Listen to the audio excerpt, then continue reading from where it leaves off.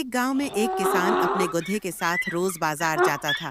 गधा किसान का वफादार साथी था, लेकिन आज वो कुछ थका हुआ लग रहा था। रास्ते में गर्मी ज्यादा थी और गधा अचानक बैठ गया। किसान ने पहले नरमी से आवाज दी, लेकिन गधा न उठा। फिर किसान ने जोर से खींचा, गधा तब भी न हिला। किसान गुस्से में आकर उसे डंडी से मारने लगा, लेकिन मार खाकर भी गधा अपनी जगह से न हिला।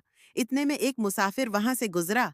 मुसाफिर ने कहा, मारने से कुछ नहीं होगा, इसे लालच दो। किसान ने थैली से हरी घास निकाली। उसने घास गधे के आगे हल्की हल्की हिलाई। गिद्धे ने फौरन घास की तरफ चलना शुरू कर दिया।